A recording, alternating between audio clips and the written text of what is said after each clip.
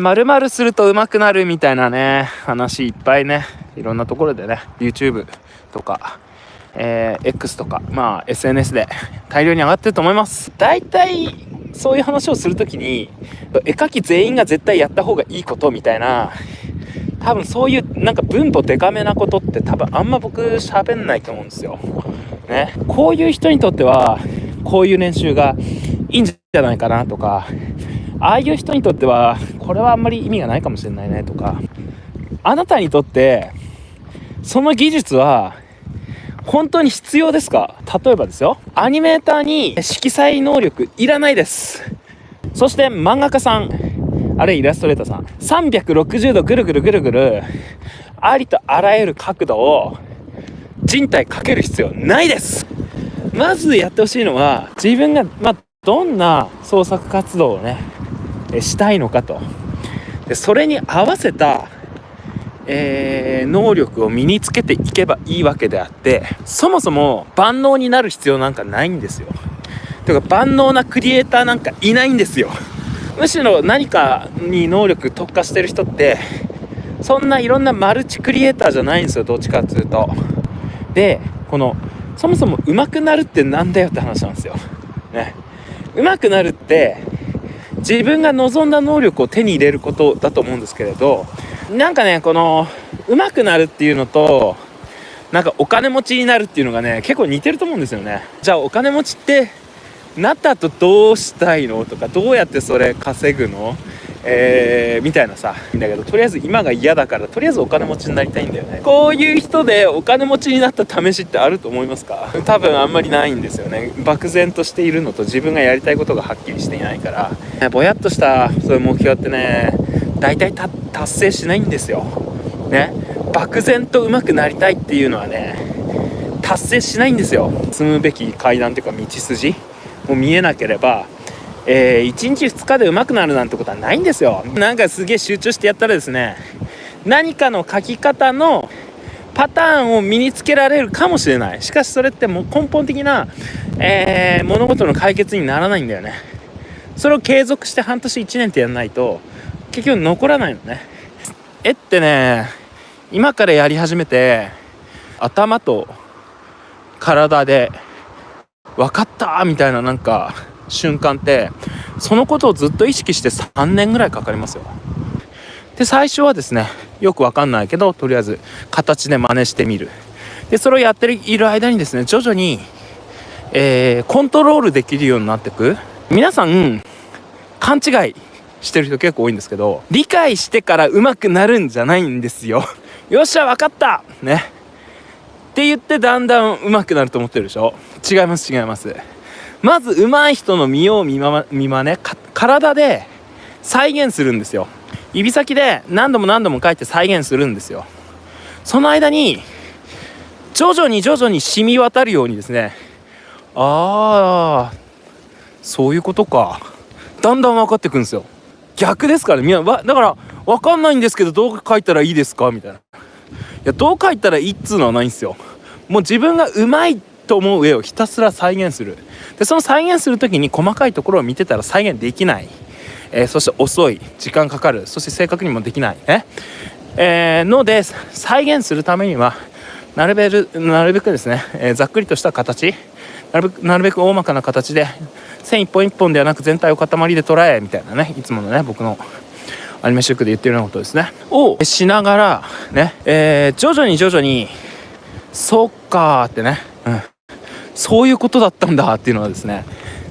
自分で体で再現している時にだんだん分かってくんですよ。分かりました、じゃあそうやって書けばいいんですねっていうのは嘘です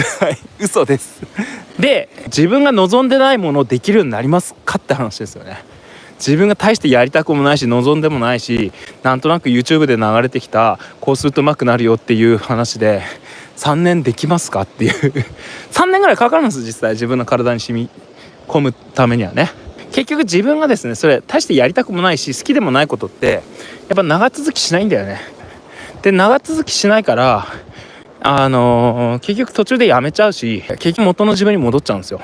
ね。なので丸々すると上手くなるわなっていう今日の話で言うと、そもそもその能力はこれから自分がですねそれいるって話。そう、バスケットの選手になりたいのにサッカーのドリブルする能力いるかって。競技が違う能力を手に入れようとしてても意味がないし、持ち時間って有限なんですよね。人って一番近いのはやっぱあれなんだろうな、そのお金持ちになりたいに近い感じはします。要するにくだらない儲け話に乗っかるようなところは割とある時間短縮して上手くなりたいんですけどみたいなのもちょっと似てるよね。確かにいろいろ試してみるのはもちろんいいことだと思いますよ。いろんなことをやってみるうちの一つとして丸々すると上手くなるというのをやってみるのもいいんじゃないんでしょうかね。でもこれってね、なんか僕は思うんですけど、大体この手の話っていうのかな、ノウハウの話とかってなんか 6,7 割ぐらい気づいてる場合が多いんですよ。大体大まかなさこう方向性は自分でなんか掴みかけてたんだけど、やっぱりそれこそ時間コスパとか考えちゃってこれやる意味あんのかなみたいなさ、ちょっと迷うところあるじゃないですか。なんか自分の中で確信が持てないことを誰かがこう後押しするような場合ってこれはね結構ね合ってます。多分それでいいと思うんですよ。なんか全然ピンとこないな、よくわかんないなってことってもちろんそういうことを一回真に受けてやってみる柔軟性は超重要です。一回だけどやっぱちょっとそもそもピンときてねえしな、わかんねえやみたいなところでやめちゃうのもね全然ありだと思いますよ。だってそれ自分にとってやっぱ合ってないってことなんですよね。今のタイミングじゃない。ただ一回やっとくってことによって後で何かね自分がこうねつまずいた時のね解決策にねつながるかもしれないんで、結局は自分にとっては何が必要かっていうですね、自分が自分にとっての最高のトレーナーになんないといけないんですよね。最終的にそこが難しいとこですよね。その練習は自分にとっては何なのか、全部が全部自分にカスタムしたですねノウハウってないんですよ必要なこととやりたいことのいいとこ取りみたいにして多分人ってちょっとずつね成長していくと思うんですよね。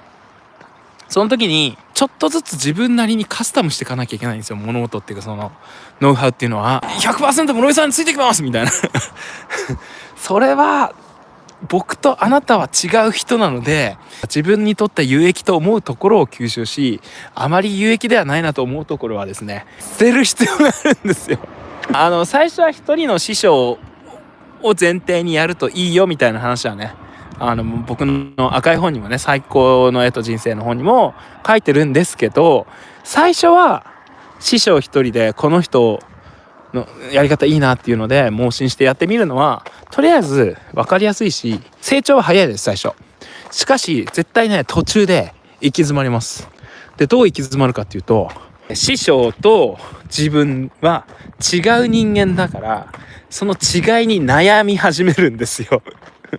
この人そう言ってるけど俺のやりたいことと違う、正直そんなにやりたくないって思う自分って才能ないんじゃないかとか思っちゃったりするんですよ。今日の話の本質ってのはそれなんですよ。だからねでその人と自分っていうのは別の人間なんでやりたいこと違うんです。なので徐々に切り捨てられるとですね僕も切り捨てられる側かもしれないですけどそうなんか言わんとしてること分かりますか？難しいですかねっていう感じで、ぜひ皆さんですね、それを発信してる人って何なんだよ誰なんだよでもってそれは、自分にとってはどうなんだよっていうところまでね徐々にこう解像度を上げていけたらいいんじゃないかなと思います。